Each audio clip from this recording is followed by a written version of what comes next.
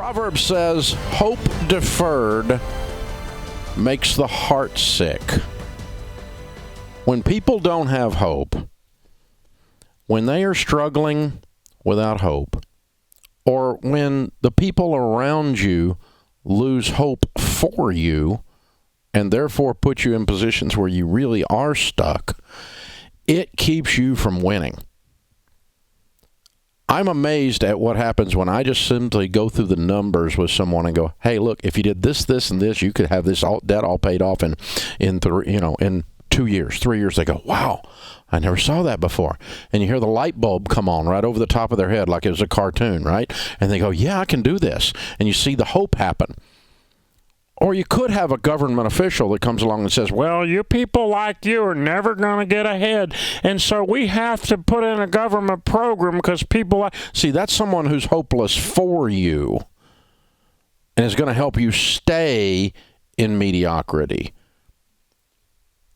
And I got to tell you, around the financial world, there's both kinds of people. There's people who will show you how to go win, and then there's people who don't think you're going to win, and so they're going to make sure you stay mediocre.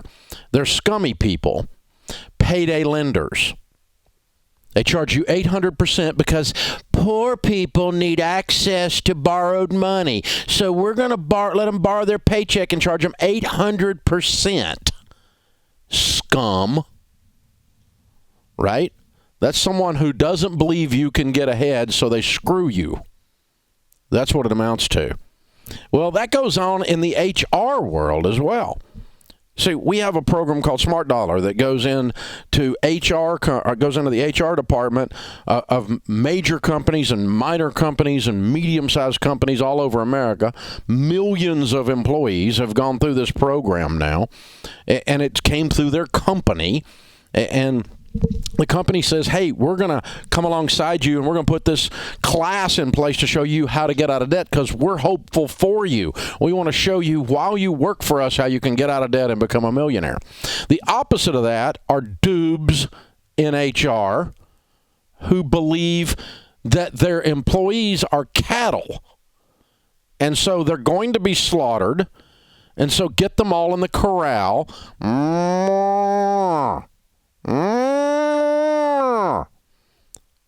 They treat their employees like cattle. You ever work for somebody treat their employees like cattle? It's bull is what it is.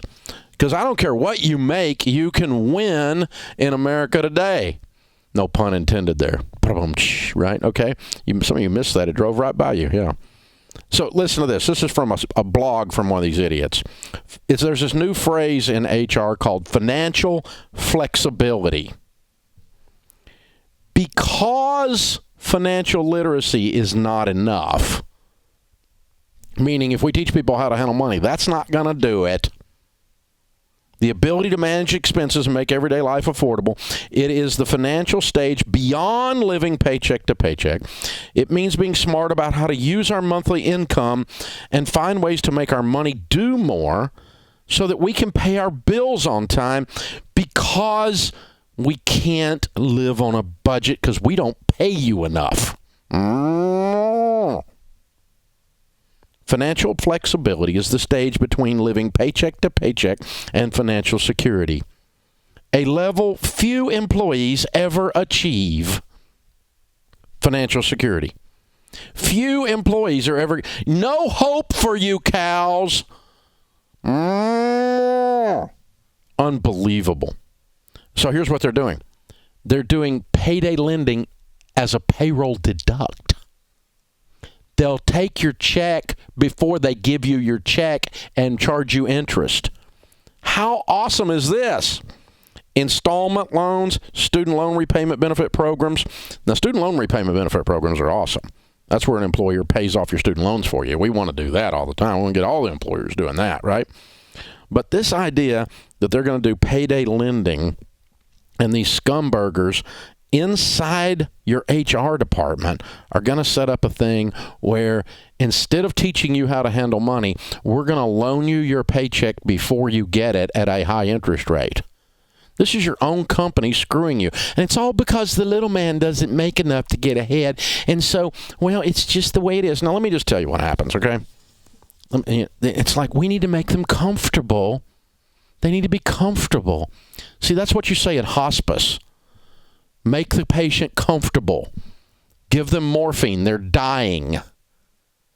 We're going to keep them comfortable. Don't upset the cattle. We wouldn't want the cattle to think they could get out of the corral. We wouldn't want them to think they could stand on their own. We wouldn't want them to think they could have financial security. We wouldn't want them to become everyday millionaires. Oh, God forbid, no.